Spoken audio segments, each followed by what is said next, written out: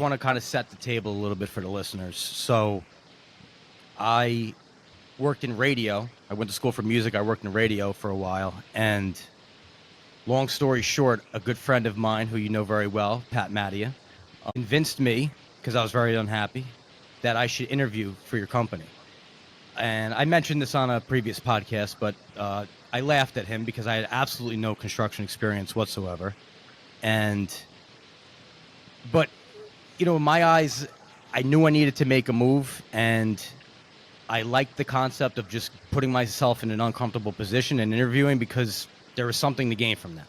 So I interviewed with Michael and Pat Marzouk, who was one of the project managers at the time, who basically just made fun of me and didn't understand why I was there, and talked about Howard Stern for probably 95% of the interview.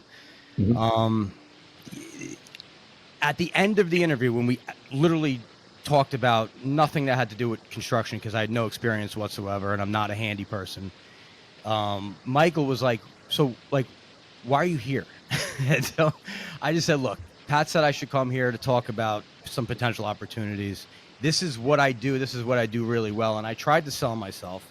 And I told him that I had some sort of an interest in estimating, because I had heard about, you know, what estimating was all about from Pat. And it seemed interesting because it was kind of like solving a puzzle, which is similar to engineering audio for me at the time. So the next day or a day after, Michael called me and he made me an offer to work for you. And I kind of thought he was like joking, you know, but he was like, no, I'm dead serious. Like, Pat is young and shining here. He vouches for you. And I can see a lot of potential here with somebody like you. So here's the offer, and just get back to me if you want to take it. And I took it. So Legacy Builders, you're the founder and CEO of the company. You were my first boss in this business. So if you can, just tell us how did you get into construction yourself? Because I know you, like me, also didn't have a background in this business. You were a Wall Street guy, is that correct? I was, yeah. So I worked for, I went to college for business management and policy, which I'm not really sure what that means, except I took a lot of interesting courses on business. I was always interested in business, as luck would have it. And I think this is a really good lesson for, you know, if there's any people just starting out. I just try to talk to as many people as humanly possible, and whether it costs you a little or it doesn't cost you anything, be nice to people. And if you could do a favor for somebody that you think is not a big deal for you, it may be a big deal for them. So I did a favor for a guy in college. I helped him move into an apartment because I had a pickup truck and I had nothing to do that day. And he promised me a job when he made it big on Wall Street. And lo and behold, 2 years later, I got a call and a stockbroker was born. So I became a stockbroker trainee. I actually did an internship in college at Lehman Brothers at 55 Water Street. I was absolutely petrified to have that job. I grew up on Long Island. I didn't know how to get to New York City and you know how I would do it, and went to the mall with all the money I had and bought one suit and wore the same suit every day, and connected phone calls for really what turned out to be some legends in finance or cold calling. It was an amazing experience. It taught me to be fearless on the phones. It taught me to just work really as hard as you could. It taught me that it really was a numbers game. I was totally shocked that you know, my parents were teachers, so, and did well for themselves, but we lived a very stable lifestyle. I didn't know there was a whole other world out there of finance and just a huge amount of money. So to me, it was super exciting. It was really glamorous. It was really fun. So I was a broker for about 8 or 9 years. Met a girl whose family owned a construction company. After we were married, we decided we wanted to start a family. Became very close with her father and the rest of her family. And it was just a real natural move for me to take my sales skills and bring them over to that construction company. They've had a company that's been in business since the mid-1980s, super successful. They're you know, they have a great niche. They're a woman-owned business, and they do corporate interiors in New York City, as well as a lot of healthcare work. They're very, very good at what they do. They're very smart in the way they run their business. They're also very aggressive and spend a lot of attention to detail, which is really another lesson for everybody. And they manage every dollar as if it's their last, and that's what's kept them around for 35, 40 years. So in 2005, I had the opportunity to open up Legacy. We were able to break off, or I was able to break off of their business.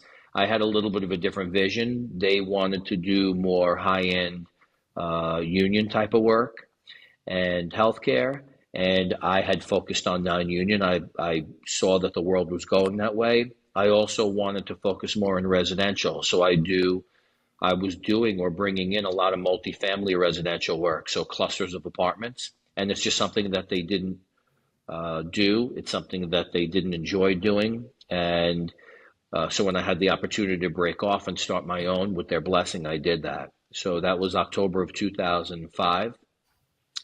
I admit I got a little lucky. I hit a residential market right out of the gate. I signed a really great deal of work, almost so much that I couldn't handle it. But I'm the type of person that just figures it out. Yeah.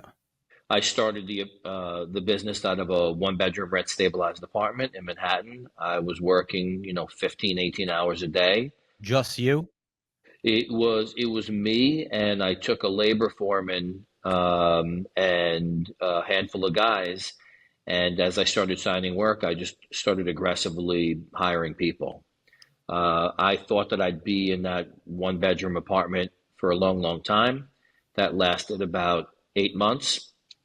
Until I realized that when you have 30, 35 guys in your apartment for a staff meeting with pizza, A lot of cleanup. and the other people in the building don't really appreciate that. Yeah. 800 square feet is not conducive to, that many people. But on a serious note, I knew I wanted more of a professional environment. So I took a huge leap, and from that little apartment, I took what I thought was a huge amount of space, which was about 1,100 square feet at 21 West 39th Street. That's where I actually interviewed Yep. with you guys. Yep. Said, man, I'm going to be here forever. I mean, this is just so much space. I don't know what to do with all the space, but eventually if we buy desks, we'll fill them up. And within 18 months, I'd outgrown that space. And I moved to 501 7th Avenue, and I signed a 7-year lease. And within a few years, I was out of space at 501 7th Avenue. It was a very beautiful office. It was very centrally located. We ended up taking space on another floor in the building because we were expanding so rapidly. And then it became clear over a period of time, I really wanted to have everybody on one floor. So we moved. I broke my lease a little early. I had a 7-year deal there. After 5 years, I took about 10,000 square feet at 519 Fifth Avenue, which I've been there for about 15 years. Nice. It gave me the flexibility to really expand my business. I think it created a great perception for clients and a good work environment for the employees. Yeah, no doubt. Listen, when you were alone and you just had a labor foreman and guys in the field, how were you putting together numbers on the jobs that you were winning? You sit at the kitchen table and you do it. Yeah. Look, I'm pretty good at communicating with people, and I think when you explain to clients that you have their best interest at heart, and you tell them how you're going to help them, and I'm going to tell you exactly how my company was basically created, or my business was created, because I had a client that also went out of his comfort zone. He was on the commercial side. He ended up going to a residential owner. They were destabilizing a couple thousand units in Harlem. And honestly, I read about it in a trade publication. Back then there was paper and there were trade publications that we get mailed out weekly. I read about it and I'd circle them and I would say, let me reach out to this person. So I reached out to him. His name is Daryl. I'll never forget him. And I still to this day thank him for giving me my real first opportunity. He was kind of a fish out of water because he was new to the residential market. I was a fish out of water because I was, wanted to start my own business. And we sat in the basement of one of these residential buildings and said, let's figure out this program together. He inherited a program that was in total disarray. The subcontractors were just doing whatever they wanted to do. There was no order. There was no schedule. The requisitions were coming in a random fashion. And I said, look, man, we just need to do this together. And once we organize this, your life is going to be really good. And I think I give him credit for being a springboard to a great career. And I think he gives me similar credit because I think that was his foray into bigger and better companies after that. He was at the company for several years and now he's a managing director at Brown Harris Stevens. So, we really helped each other. And I think when you have that trust, you say, let's figure it out. And we did. We sat down together. We figured out the numbers together. The numbers, and I'm not trying to discredit estimators, especially speaking to one, but the numbers are what they are. So it takes a person or people the amount of time it's going to take them to complete a task. Yep. Then after that, once you get to the truth, because the truth is how long it's supposed to take somebody, it's how much markup you want to put on it. So we came up with fair numbers, and very quickly I was able to hire a staff. Very quickly, one of the first people I hired was an estimator, and Okay. he essentially became my partner. His name was Anthony, and we were able to really grow Legacy together. He was really an instrumental part in helping me grow my business. Got it. So in terms of office personnel, did you have an office manager or a bookkeeper or an assistant or anything at that time? Or that was really one of your first moves that you made was bringing on an estimator? No, when I first started, I had some field labor. I had myself. I had a head laborer, a labor foreman, and I hired an outside bookkeeper. Honestly, I Yeah. really only needed somebody a day or two a week. It sounded unprofessional, but I didn't feel the need to have somebody full time twiddling their thumbs. And it's funny how the world came full circle because now it seems more in vogue than it probably was when I started. Yep. I just didn't want to spend the money on having somebody sit there full time and not really have a lot to do. So she'd come into the city 1 or 2 days a week. She was actually the wife of a subcontractor. So again, in speaking to people, telling them what I was looking to do, he said my wife is looking to pick up extra work. She came in. She'd come in, I'll never forget, with a rolling suitcase with a stack of paperwork, and we'd go through the papers one day a week, and it was perfect. I kind of miss those days, to be honest, because things were very simple. Yeah. Yeah. Yeah, for sure. So you bring Anthony on and he's doing estimating. Yep. Is he running work? Is he project Yeah. management? Okay. All right. So he's putting numbers together, he's winning bids, and then he's helping you execute on the work from a project management perspective. For sure. So Anthony he was an anomaly because he was very, very good at estimating, he had very good subcontractor relationships. He was also a very good builder. So he was as close to what I would have imagined a partner to be like. Yeah. And he really helped me grow my business. So at that point, when I first started, I had a couple of large projects, what I thought were large projects. So let's say each one was $10 million. Mm-hmm. And we split it up. He sat in one field office, I sat in the other field office, and then we'd, speak towards the end of the day, and we'd collaborate on what needed to happen for the next day. And then our smaller projects really came out of those two large projects. It was a perfect scenario, in my opinion, for people that were starting a business. Yeah. And he worked for me for many years until, he moved to what he thought were greener pastures, and just kind of took a different turn. He ended up growing his business out on Long Island, closer to his family, a little bit more fishing time. And that was never my vision. My vision was to continue to expand my presence in New York City. That's where my network is. And that's where I think my strength is in the value add. Yeah. So when I came on board, so when you work for radio, there's a lot of stress and anxiety because everything you're doing is in front of everybody. So if you make a mistake, everybody hears it. Everybody emails you about it. They tweet about it. So I thought I was in an extremely high pressure environment working for the Howard Stern show and all these other high profile, shows. When I got to Legacy Builders and I felt the buzz in the air, which was also a step up from a couple of weeks prior to me interviewing at the office. You guys had just moved into this office. So I really like caught the wave as it was starting to really grow. It was a new office. There was new staff alongside of me. People were setting up their offices. It was just there was a buzz in the air, and I was like, wow, this is exciting. And at that point, you had two different divisions. I don't know if it was officially two different divisions, but really Doug was running the commercial side, Mm-hmm. especially in terms of estimating, and Michael was running the residential side. Mm-hmm. And I had trained with Michael. Michael trained me for 2 hours. Okay. But he basically said, Mm-hmm. this is what you're going to do. Nicole Nunziata, who's now Nicole Mack, is Sure. going to actually train you for a week or two. Mm-hmm. Thank God for her. And, this is what you're going to get I was basically the admin to the estimating department. So he gave Right. me the whole, walkthrough of how to do everything. And Mm-hmm. he had said, whenever you get I remember this clear as day. I should actually pull this up on my phone. Whenever you get an invitation to a walkthrough in a bid package, you automatically just put it on my calendar. That's the procedure here. So I said, Right. okay. And then I had met Doug when I had gotten there, and I love the guy. Old school Italian, loud, no filter, None. cursing at the top of his lungs all the time, Yes. no bullshit, and he had a lot, and he was excited to be there too. Everybody was excited to be there, so I was like, this is fucking great. I'm definitely gonna. I remember going home after the first time, like, this guy Doug is like, finally I don't have to work around corporate mid-management bullshit people. This is as real as it gets. It's all about dollars and cents. This guy Doug loves me so far. Michael seems to like me. That I'm gonna really work out well here. Well, the Mm-hmm. second day I get there, I get an invitation to bid, but it's on the commercial side. And I put an invitation into Doug's calendar to do a walkthrough.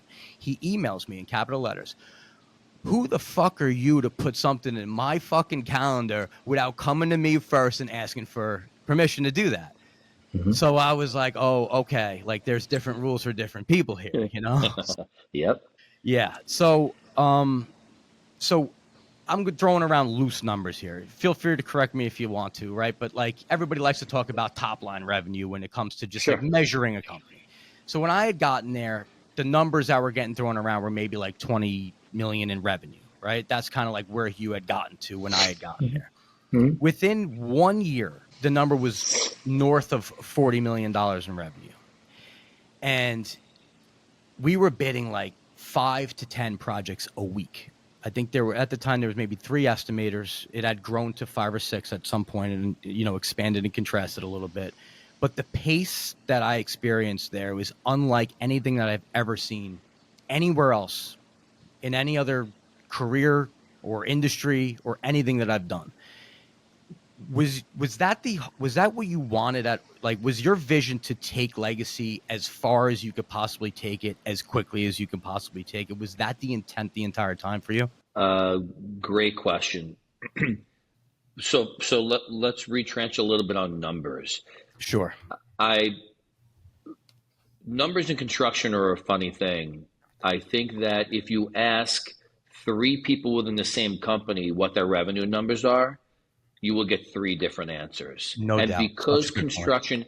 because you have the fudge factor of people's, we'll call it embellishment. I won't call it a lie, I'll call it embellishment. Yep. You have what people have been telling people, so they actually start to believe that that's actually really the revenue they do. And then because accounting in construction is so gray sometimes, you have what the accountants believe the revenue is versus what the sales numbers are. So what I did was I tracked, for me, number one was sales numbers.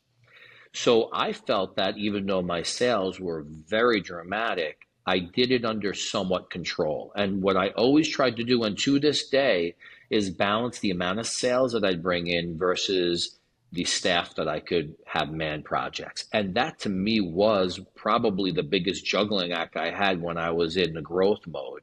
Yeah. Because you know as well as I do, if you can't staff a project, you're going to fail miserably, and then there goes your reputation. 100%. But to answer your question specifically, regardless of the numbers, and I appreciate you talking about the growth, I think it was a little bit more like 22, 28, 32. Like they were dramatic numbers. But for me, I'm like, yeah, growing 25% year over year isn't really that absurd of a expectation, because I have very high expectations for myself and my company. Yeah. I had a vision when I started the company is I'm going to be the biggest and best non-union contractor in New York City. And I think it was largely ego, because I thought at that point, and we could joke about it, but I thought bigger was better. And, now I think we all know better is better. Yeah. You're right. It's not the top line; it's the bottom line. And Yep. I think what happened was, and I don't know if you're going in a different direction. I had always preached to both heads of their departments. Let's say there were two different heads. Yep. I would have the commercial division say, well, F those residential guys because they're a bunch of prima donnas. Yeah. And right. Yeah. And the residential guys would say, well, we make all the money, so F the commercial guy. Right. And what I tried to explain to these guys, I'm going to go directly back to my days in stockbrokering, is the diversification to me was super important. So you may be a hero today, and you may be a zero tomorrow. So you may want the stability, and it's proven over years to be the case. It used to be where you made a huge amount of profit in the multifamily residential market. Well, those days are gone. The clients are smarter. The lending is harder. It's just a totally different market, and there's a lot more competition. The commercial market is intensely competitive, always was, and I think it's even more so now. And the reason it's even more so is because back when I started the company, there were certain jobs that the bigger contractors just wouldn't touch. And, we know the names, Structure Tones, JT Megan, now JRM. Back then it was Lair. Those guys wouldn't go for the small projects. They were throwaways, a little fish that nobody wanted. And now those guys or girls go for those jobs. And it makes it very difficult because we all know if they want to take a job at zero, they can.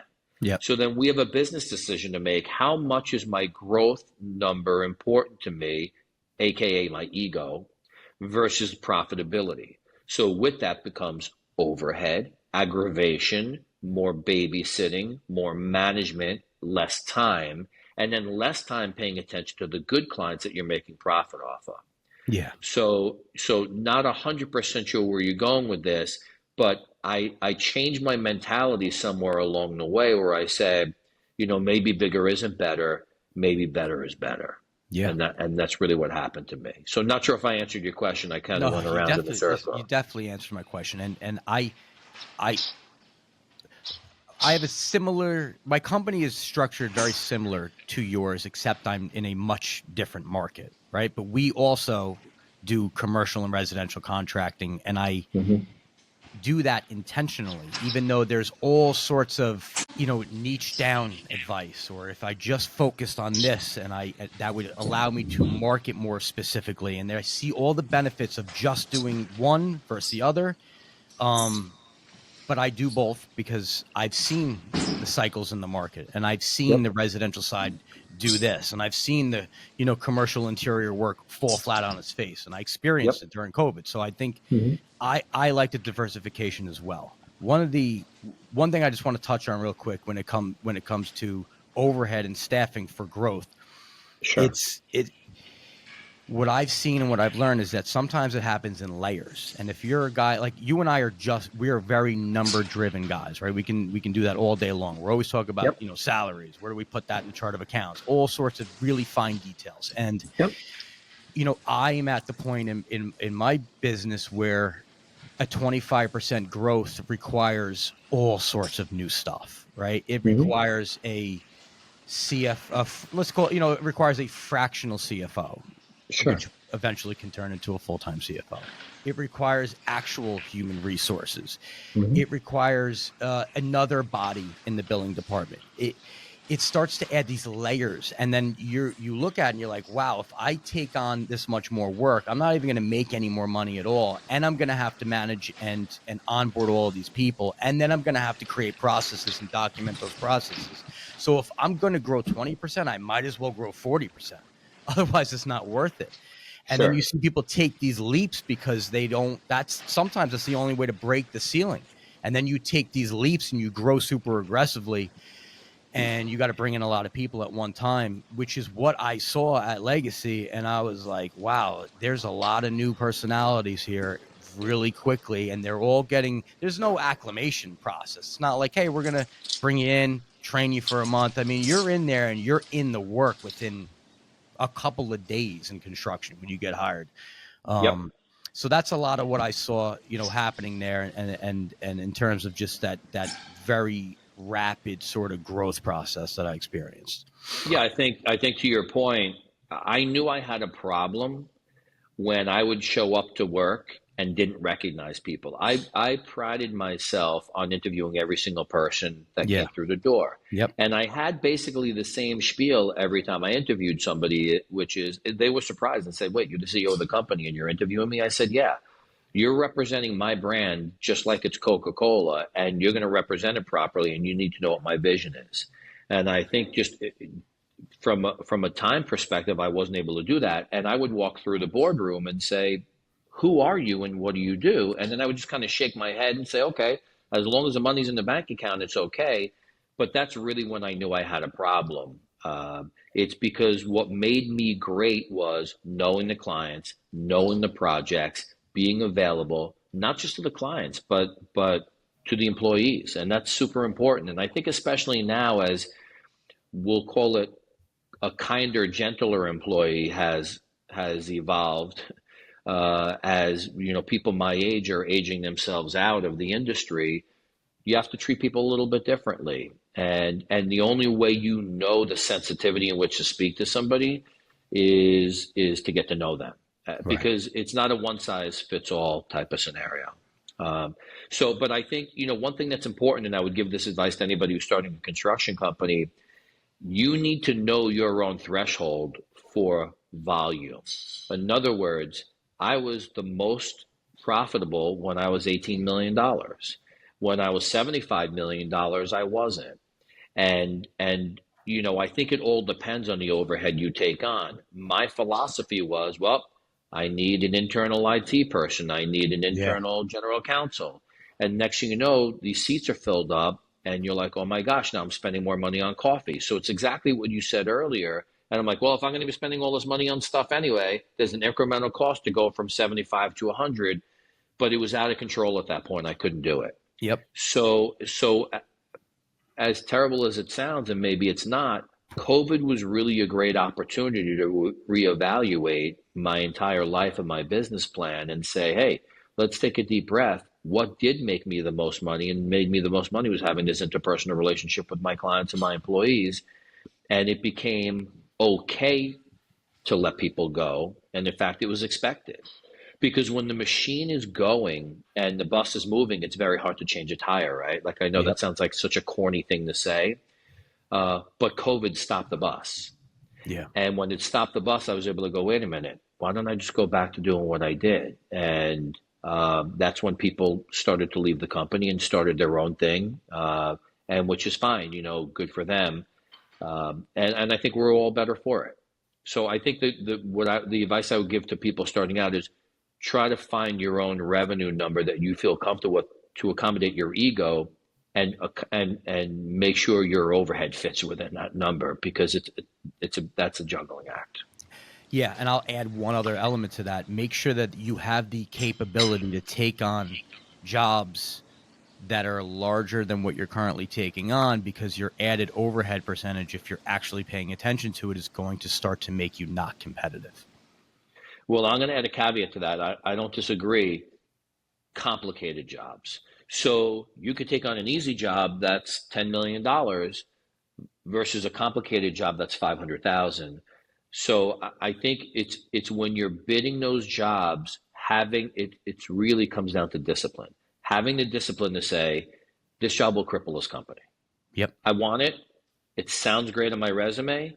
Like I would say to people sometimes during a process, I would say it would be cheaper for me to pay you to take a picture of your job site than it would for me to take this job on, because it's going to require so much time and energy from this office that Yeah. at the numbers you're presenting this to me, it doesn't make sense for my business. Yep. Very difficult to say no. Very difficult. And the average bear can't do it. I'm not good at it. I'm still working on it, and I'm, in my 50s. So having the discipline to turn away jobs that are going to hurt your company, that to me, I think is really paramount. It's very Yeah. hard.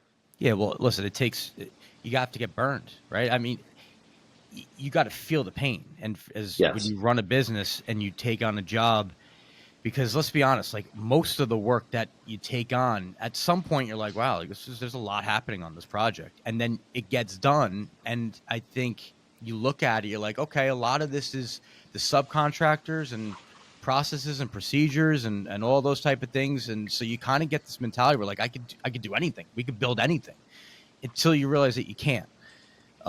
There, so being able to look, you have to have the self-awareness to know who you are, whoever is the leader of that project needs to be able to handle and lead that project. And if you are not outfitted to do it, taking on a project that's over your head can cripple people and put them out of business. Yep. And I've actually seen it happen before. Sure.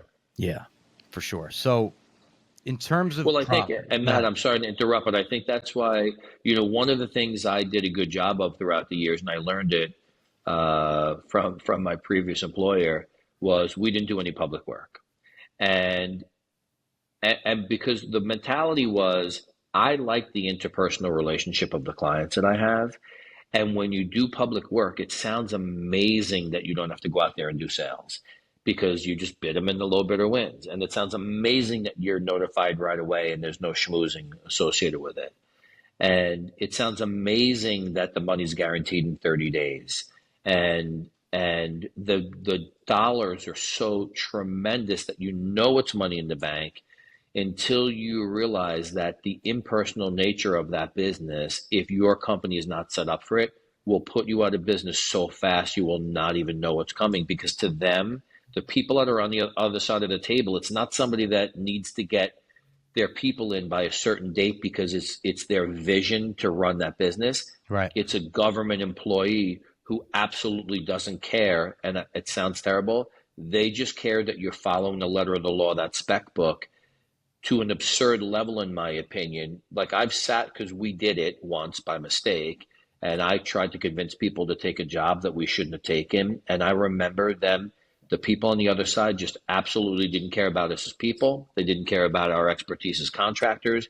They just knew we were the low bidder, and they were stuck with us for 18 months, and they were going to milk every penny out of us that they possibly could. And it wasn't what I wanted. Now, there are people that are really good at being public works contractors. It's very appealing to do it. And I believe, in my opinion, if you're a private sector contractor, I've had many, many people ask me for advice over the years. Hey, I'm working in the private sector, but there's all this public work out there. Should I go after it? And I said, unless you're willing to spend on your infrastructure to accommodate it, run for the hills. Don't do it. It sounds attractive. It's not. Run as far as you can away from it. It's certified payrolls. It's reading spec books. It's not, I made a mistake, let's have a conversation. It's you made a mistake. That's your problem. You have a bid bond. And if not, we're going to come after you and everything you own. Yep. So it's really buyer beware if you're going to go to the public sector. Yeah. I mean, listen, it goes both ways though. Like if you have the ability to deeply understand the spec book and the skill to actually measure and prove out delay days outside of your control and all that other stuff, if you can play the game really well, the public sector is a great place to be, because there are not people getting in the way of the actual work. But if you're not up to snuff and you take on a public job that's too big and that spec book buries you because you didn't read one of the 2,845 pages in it because you don't know how to navigate through that thing, you're dead. And it'll crush you for sure. Quickly. Yeah, very quickly. I want to talk to you about self-performed work, the pros and cons. And I know that you have intentionally set your business up to have a pretty large in-house carpentry, labor, and painting crew. Because, and I don't want to speak for you, but I believe that the intent and the approach is that it helps Legacy alleviate issues on job sites with subcontractors, first of all, right? Like and especially during COVID, right? Because I was doing estimating for you and I know what was going on. And one of the benefits to still having a large labor force was that if the subs don't show up, you're not completely hostage to it and you're not at the mercy of the subcontractor. So you had the ability to jump in there and perform a lot of work. I think there's a lot of value there, especially, on the residential stuff that you do, where a lot of those guys can be performing multiple trades at the same time, right? Sheetrock, taping, trimming the unit next to you, installing cabinets, all that other type of stuff. Now that this has basically been your business model for a long time. Do you still think in today's market that it's the right approach to self-perform work? I ask myself that question almost every day. So let me start by telling you why I did it. It's not because I thought I was so smart or that I thought it was the right thing to do.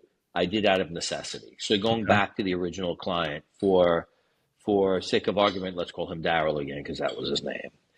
When we talked about the numbers that I had to hit, and I took sub numbers, I said to myself, there's no way that I can hit these numbers. It just can't be done. And I'm not a can't be done type of guy. I'm a let's figure out how to do it guy. And I think you're a very similar person, and I think you know that about me. Yep. So I went back, I scratched my head a little bit, and I said, well, I need to cut out the middleman. So if the subs are making X profit, that's actually the difference. So I started self-performing selfishly because I wanted this big residential project, and the only way I can get it was by hiring my own staff. Now, I got lucky because I had a client that enjoyed working with me so much that he was allowing me to build up my workforce as he was feeding me units and was very happy to eke them out to me at my own pace. It doesn't normally happen like that. Right. So I'm saying for anybody that thinks I'm such a genius, I got a little lucky there. Yep. Now, then I realized that I could capture that profit on a go forward basis. And in fact, as time went on, I realized that, well, listen, I now have control of painters and carpenters and laborers. It bothered me I didn't have control of flooring. So at one point I started my own flooring business. And the company's been around for about 8 or 9 years. And at first it just serviced me, and now it services GCs all over the city and in New Jersey. And I think that that's been a really good addition to, let's call it, my portfolio of companies. Sure. During COVID, I started an electrical contracting company, and I did that because same thing. I felt like there were good margins in the electrical contracting business, and I felt that it gave me the power and the knowledge to be able to communicate better with clients and service my clients better. I can tell you that it's a double-edged sword. Every Wednesday when payroll is due, it's nerve-wracking. You know, no matter how much you do, you could talk to the biggest union contractors, which we're not, but you add a zero onto the numbers. They're sweating a payroll of, $1 million a week. And, when you're sweating a payroll of hundreds of thousands of dollars a week, it's painful. Yeah. But there's a value to it. The value is I could respond quickly. I mean, I'll give you an example. Yesterday, I had a client call me and said, I know this is going to sound crazy. I'm up for this job. It's about $4 million. I need a roof patched. And I'm like, okay, great. When do you want to do it? They're like, how does tomorrow at 10 a.m. sound? I'm not calling the subcontractor and asking their permission. Yeah. I'm calling my labor foreman. He's picking up the material and the scaffold. And guess what? We patched the roof this morning at 10 a.m. We're very good at doing probes. We're very good at so it's not just the bigger production jobs. We're good at doing that type of work, the emergencies. We're good at cleanups. We've become really good at retail because retail, the turnovers are so quick that I control all of those finished trades, and it's made me really, really good at something. And again, it wasn't by design. It just kind of turned into that. Yep. During COVID, I was literally spray painting warehouses, 500,000 foot warehouses, 200,000 foot warehouses for Prologis. That helped keep my company afloat. It's not a business I dreamed of getting into when I was thinking about being a stockbroker in college. It just kind of, I took the business the way the wind took me, and it took me in, well, what do I have going for me? What's my competitive advantage? My competitive advantage is this amazing workforce. Like, I could do Venetian plaster with the best Venetian plasterers, not me personally. But, we do all sorts of cool finishes, silver leafing, gold leafing. Not the average contractor can do that. And I'm not asking permission from any subcontractors to do it. When I have to do a multifamily residential project, it gives me tremendous flexibility to say, hey, we got to turn over an apartment on the third floor because a unit sold. I can switch gears extremely quickly and do that for them. I don't have to get buy-in from 7, 8, 10 subcontractors. So whether it's the right thing to do or the wrong thing to do, it's where my business is, and it's a huge advantage for me. So globally, it's an advantage to you. Oh, it's a tremendous advantage for me globally. Whether I recommend it for other people, it took me a lot of time, energy, and energy and the right clients in order to get there, unless you're backed by a monster set of finances, it's not that easy to deal with that kind of payroll on a weekly basis. Yeah. It's very nerve wracking. And with that, I don't have to tell you, comes a lot of other stuff that we touched on earlier. The extra accounting people, because now I'm dealing with supplier invoices. I'm Yep. reconciling supplier invoices. I have extra accounting people. I have extra field people. It's the supervision and the office staff in order to accommodate. You have extra human resources people. I don't have to tell you in this day and age, and this sounds terrible. A lot of the workforce they're Spanish speaking people. And I'm very proud of it. I'd say 90, 95% of my workforce is Spanish speaking. Well, guess what? I have somebody in human resources that checks their I-9 forms to make sure Yeah. nobody gets in trouble. That's not something that the average commercial contractor thinks of. They hire a subcontractor, they send out the subcontract. As long as the job cost reports look good, they're okay. I'm dealing with people on a whole different level. So it's not for the faint of heart, that's for sure. So it's a huge advantage, but there's a cost associated with it.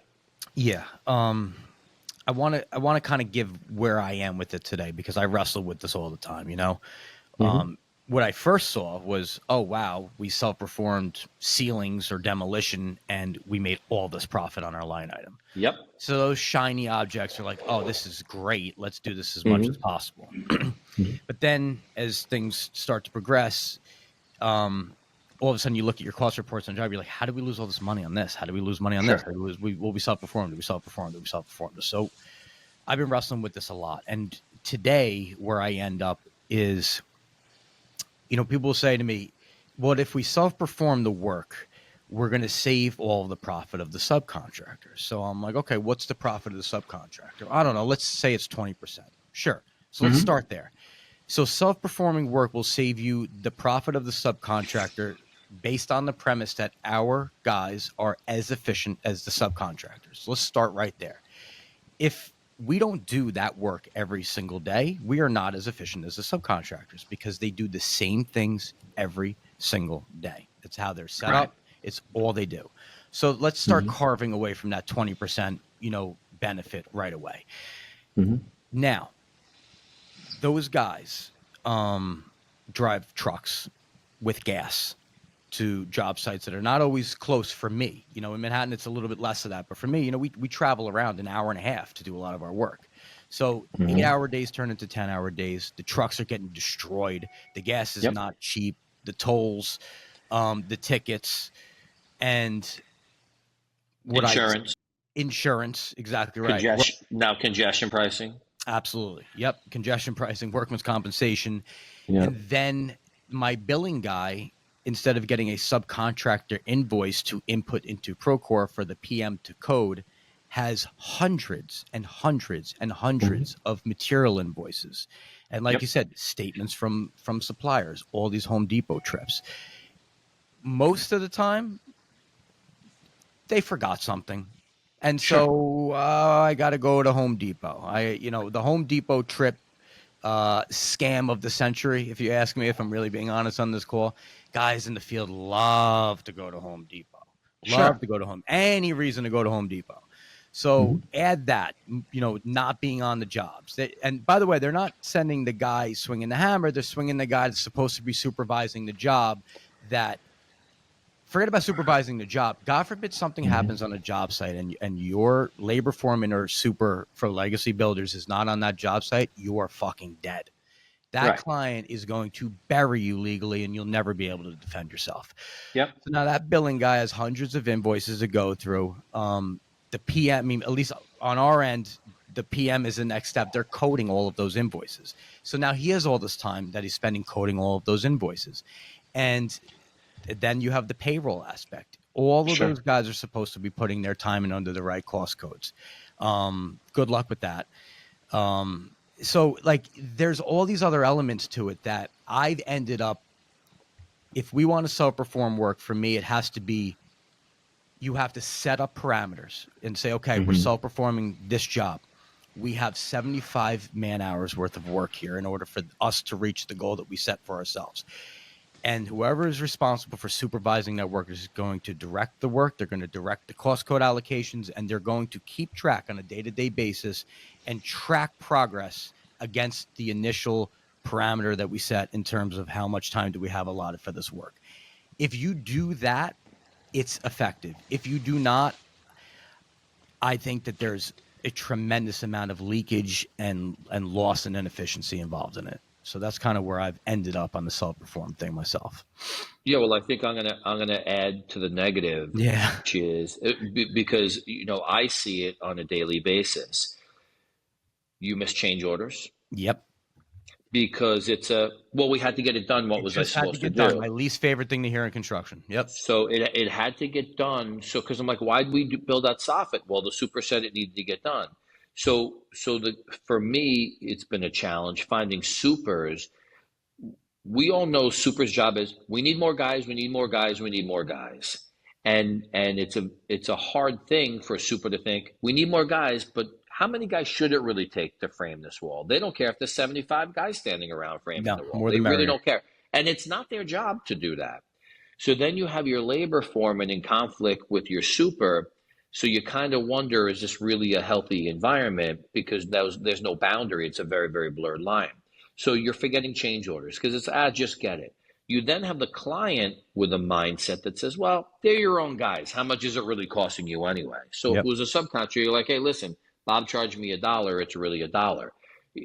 They don't understand that guy's not freestanding. Or like, well, you were here anyway. I like when they say that. Well, he Yeah. wasn't just going to be here. He actually didn't show up today hoping you would give him something to do. He Right. was Right. here to do other stuff that now needs to get done another time. Yep. So there's a little bit more leakage than even what you're saying. But I still feel at the end of the day, you're right. On a selective basis, there is an advantage of having the control over the job site and getting things done. Yep. But I do believe the majority of the profit, if you're talking pure profit and not just driving projects, is on specialties. Thus the electrical company, Yep. thus the flooring business, and honestly, probably the most profitable sector that we have, even deeper into painting, is into mess and paint. Yeah. Yep. So, and I think we've talked about that. If I could close every business line tomorrow and just do mess and paint, I'd live a very, very simple lifestyle. Absolutely. So, mess and paint is an anomaly for most people, and it's something we're really good at. We've done it a whole bunch. And, if I could find more mess and paint work on a daily basis, I would certainly keep doing it. Yeah. Right now, we do it mainly for ourselves. But it's a very, very good business line. So to your point, it's specialty type of self-performing that I think is the profit center. The Yep. rest of it is self-serving because it helps drive my schedules. Yeah. So if it wasn't, and I'm not giving credit to Frank for the success of Ruben Flooring because he wasn't there when it was started, and you were doing well with it before he got there. But do you think it's possible to own and operate, let's say subcontracting companies when your primary focus is running a general contracting firm without a really strong operator? Like, do you think it's something that you can do with the same staff, or do you think that it is successful because of Frank and or a guy like Frank really running the show on a day to day?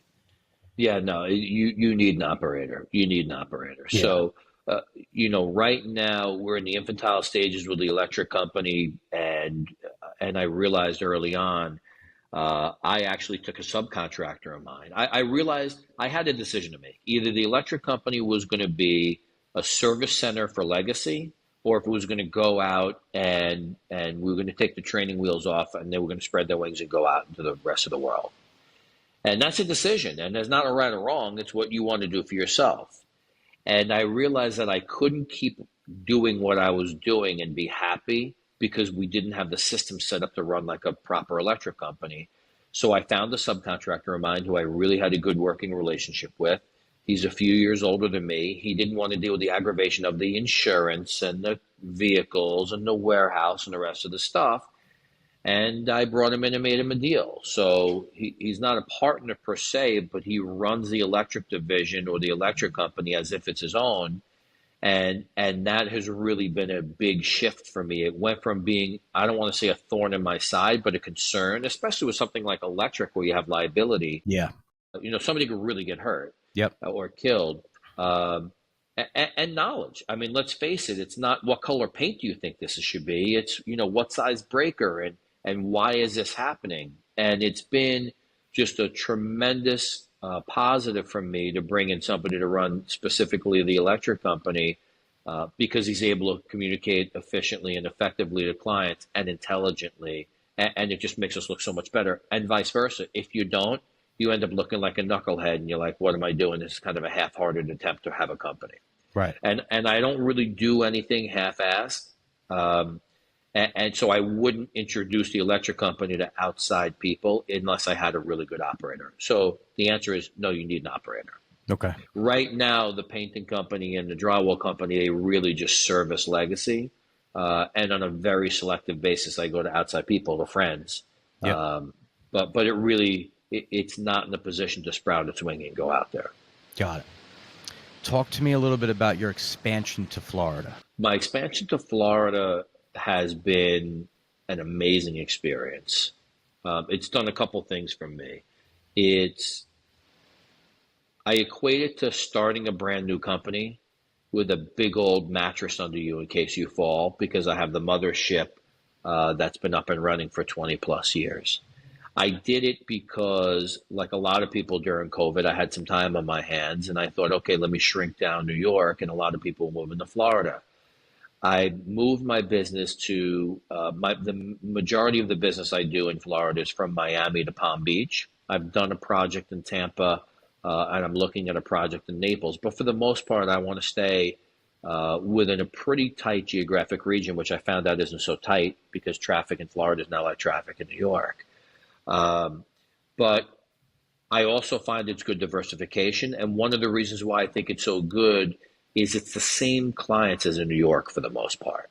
So it's not like I'm going out, and I'll go to events and try to get the Legacy name out. It's the same brand in Florida, different company, but same brand.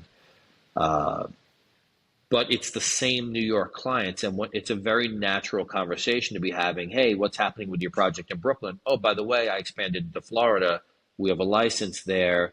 Do you have any need? And people are like, oh my goodness, that's amazing. I can tell you that is a completely different business in Florida. Whether it's dealing with subcontractors or speaking to staff or dealing with clients, the mindset is 100% different from New York. And it's been a tremendous learning experience. Well, we tend to be very aggressive in New York. And I think that the average person says, bring down your mentality to Florida and you're going to absolutely kill it. Well, I'm going to put a little curveball on that. Speak to people in Florida like you speak to them in New York, and you will have nobody work for you. We are type A. I don't know if there's something wrong with us in New York. We are used to being spoken to a certain way and reacting to it. And I tried that same approach at first when I was down in Florida, and I literally had a job super that wouldn't talk to me for 2 weeks and almost had to beg him to finish a project for me because he was super capable and good at what he did. But I had to change the way I spoke to him. And it's a very fine line between being too soft and being too strong. That was a learning curve for me. Yeah. The communication factor in Florida is different, especially down in the Miami area. If you're not Spanish speaking, which I'm not, I could navigate around it. But unless you have a key person that can speak Spanish, it is a very, very uphill battle here. I thought that it would be easier than it was because I think most things are easy because I have the ability to communicate with people. I thought that expansion into the Miami market in particular would be just like New York, which I forget I've been in for 25 years or 20 years. So it is the same as New York. Not that easy to get into a market in New York, not that easy to get into the market in Miami. So what I found was, although I do some work in Miami, the work is more spread out than I thought it was going to be. So I'm taking things. I did a 50,000-foot biopharmaceutical project in Deerfield Beach. I built a retail store in Palm Beach. I'm doing a 46-unit residential rental project and a clubhouse in West Palm. I did a small renovation of we'll call it loosely a nightclub. So I'm taking what I can and spending as much time as I can to make sure that my brand is being properly represented in Florida, um, and expanding in the right way. And what's different between me now at the age I'm at now than when I first started is my ego, although only slightly, is slightly smaller, and I've taken on people that I can trust to help run those divisions. So I'm treating the Florida market just like it's a subcontracting company. And I found partners locally in Florida that could speak the language of the locals. I say it like that. And I mean it figuratively and literally, speaking the language. I think it's important to have local representation. It's great and fun to bounce back and forth, but it's really important to have people boots on the ground who either grew up in Florida or have deep roots in Florida and a Yeah. deep network. And then I can take that network through my skill set to another level. So it's been an amazing opportunity, but a challenge, but not an insurmountable challenge, is something that I needed to understand. Yeah. So before we wrap up, I want to kind of circle back on one of the earlier topics that I spoke about, which is my experience at Legacy and my perspective at Legacy, right? There's a lot of deep friendships and talent and successful people in this business that were born at Legacy Builders, or very, didn't had a few years of experience and really, became strong at Legacy Builders. Anthony Bongiovanni, we worked together. Nicole Macca, we worked together. Pat Mattia, obviously, we worked together. Pat Marzouk, we don't work together, but he's very successful at Taliesin. Anybody who I worked around who was able to make it there, because it wasn't that easy to make it, is successful in this business. Mm-hmm.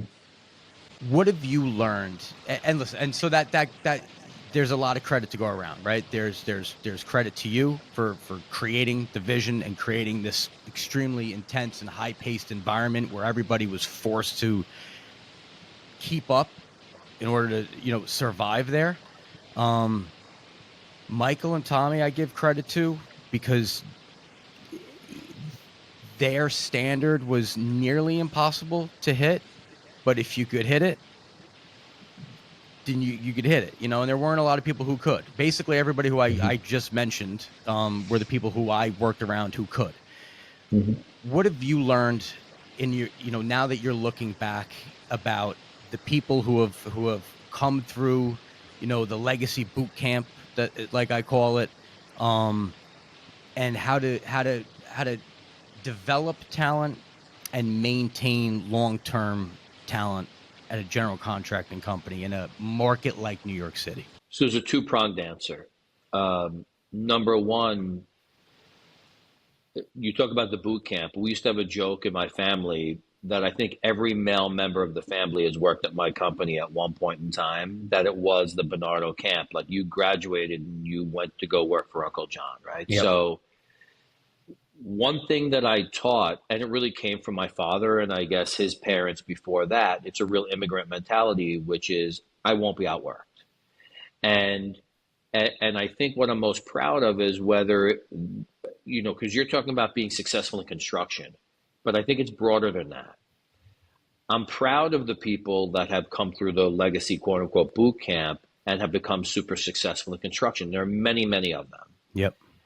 Whether I'm happy that they left or not is a totally different story, because I think the company would be in a different place. But I am proud of them, because what they learned from me or the company. But I'm also proud of the people, relatives included, who worked at Legacy that are no longer there, because when you have work ethic, you could be successful at anything you do. And that includes my kids doing internships, with us, filing papers or taking staples out of paperwork or doing whatever it was, just seeing what the work environment was supposed to be like. And I think to teach people, especially when they're out of school, and I'm not saying this in a negative way, it's not their fault, but people that think that everything should be handed to them, and then they realize, well, no, filing paperwork isn't beneath you. It's actually a rite of passage. Like, it's something you need to do in order to become successful. I think people are surprised. I'll go on a job site and push a container every once in a while. I'll pick up a broom. And I think at first, after the shock is over, it gets people working harder because they're like, well, if that guy in a suit's willing to do it, far be it for me to sit on my rear end and not do it. So the answer is, yeah, I'm proud of the people that came through the Bernardo boot camp and became really successful, but I'm equally as proud of the people that maybe didn't make it in the construction industry, but became successful, attorneys or work for technology companies, whatever it is, because once you know how to work, you'll be successful no matter what you do, and you don't have to worry about whether you make money or lose money because you could always make it back. So that to me is what I'm most proud of. I want to add one thing because I know you said you want to wrap up. You and I had a brief conversation a couple of days ago, but I think you had asked me loosely, and sorry if I'm stealing your thunder. No, please go. I ask myself in the morning when I wake up in the morning, what keeps me doing this every day? Quite frankly, the business is insane. Yeah. What we do is insane. And I don't know that anybody wakes up when they're a kid and says, when you're in school and they say, well, I want to be an astronaut, I want to be a firefighter. I don't know that any kindergartner says, I want to be a construction superintendent. I just don't think it happens that way. I think you end up being in construction by default somehow. You knew somebody, you spoke to somebody, it looks kind of cool. And frankly, some people didn't have a choice. I wanted to be an astronaut, but I didn't want to go to school, so I ended up becoming a construction superintendent. Yep. So I think it's amazing that we take people that didn't necessarily want to do this and then not necessarily qualified to do other stuff, and we build some of the coolest projects, whether it's in New York City or elsewhere. And we build them precisely, for the most part, to a set of drawings that were created that we sometimes have to interpret. So I think from an ownership perspective, there's a tremendous amount of pride that goes into the fact that I could take the people that I had and train them, just like a McDonald's hamburger tastes the same way in Taiwan as it tastes on Long Island or New York City. You can train those people to do that. We have the same mentality in construction, but it's really, really hard to do that. And it's hard to get people to show up every day. So why do I do what I do every day when it's so hard and there's easier things to do? I'm proud of the product that we produced. I'm proud of the people that have come through the company. And I don't know if this is the end, but I'll leave you with this. And I think I mentioned it. Every year, right around November, I turned into Scrooge. I swear I'm not going to have a holiday party. And then right about the first week in December, I scramble with my assistant to plan a holiday party because I feel bad. And then you realize you have 80 or 100 people that have worked for you, some of whom have worked for you for 15 or 16 years. And they ask to take a picture of you. And you're wondering why, like you think it's kind of corny, right? You're like, This is really weird, but whatever. And when I realize when they go through their camera roll that they've taken a picture of me with me for the last 10 or 15 years, and I'm like, thank you so much. And they go, no, thank you, because you put food on my table for 15 years. And by the way, my son works here, or my niece works here, or my nephew works here. It puts a very human perspective on what we do. And the fact that I've fed so many families for so many years is actually surreal to me. I mean, my parents were teachers, and yeah, my dad ran a school district, and my mother taught music, and it was amazing. And my brother ran a big school district. But to realize that I provided a living for so many people sounds lame. That's my legacy. Yeah, I think it's great. Last question for you. What project, if you had to pick one, are you most proud of? Oh, wow. That's really hard. I have done so many cool projects throughout the years. We built Zuma in New York City. Yeah. It was a 25,000 foot restaurant, $18 million base contract, non-union on Madison and 38th Street. Yep. It was a 9-month schedule. We worked around the clock. I mean, I had a project super crying because he said he missed his wife. And I used to have to talk him off the ledge on a daily basis. I would be on the road with my daughter on the way to a lacrosse tournament, and she would say, is that man crying? And I would say, yeah, I just need him to show up tomorrow. And tomorrow led to the next day. But the project came out amazing. It's probably the crowning jewel of my portfolio in terms of if you ever go to the Zuma on Madison in New York City, there is so much detail. It's incredible, and I'm proud of other projects too. But there's so much going on there. The fact that we got through the project didn't put us out of business, finished on time, and produced that product on a non-union basis in New York City was something most people said couldn't be done, and we did it. Yeah. I like that answer because I was involved day to day in the bid process. So I don't know if you remember, but Alec, great guy. Of course. Great guy. Great estimator, quiet gentleman. He got assigned that job, and it was a gorilla for us to get through. So going through that, all sorts of different finishes from all sorts of different locations, and every detail was critical. For me, that was the greatest estimate experience that I've ever gone through. So, well, Matt, to your credit and the people around you, we bid against 11 contractors on that. Yeah. Job. Like, this wasn't like I have a buddy from the country club, which I'm not a member of, but it's not like I had a buddy that threw me the job and, it's a wink, wink, here's the number. It was a super competitive, grueling process. Absolutely. And it was leveling after leveling. They actually brought in, I don't know if you remember, but they brought in Gardner and Theobald at the end of the day to run us through the paces. And they did a really, really fine job of doing it. Yeah. They ended up not executing the project with us on the project management side, but they were brought in for cost control to make sure our numbers were where we should be. That was grueling. Yep. And the fact that you guys made it through, we made it through together, and we still made a few bucks and have pictures to prove it. It's a big deal for everybody involved. Yeah. Where can people find you? My beach in Miami.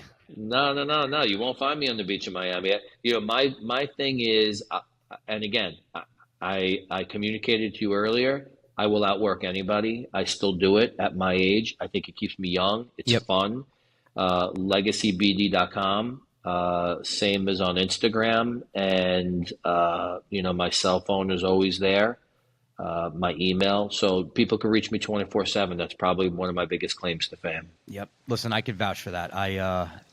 When we would, slow down an estimating, which means that maybe we can breathe for a second, Doug or Michael would say, John, we can breathe for a second, and you'd say, okay, no problem, and you'd go out till whatever hours in the morning and come back with deals to bid. Yep. Like, you came back every night with drawings to bid. So watching that was very inspirational. And I appreciate my experience at Legacy Builders. There's no way I'd be as far as I am today without the year and a half or 2 years that I was there. I learned everything that I brought to this company in terms of estimating, work ethic, operations, procedures, buyouts, project management, how to scope jobs. I learned estimating from Michael.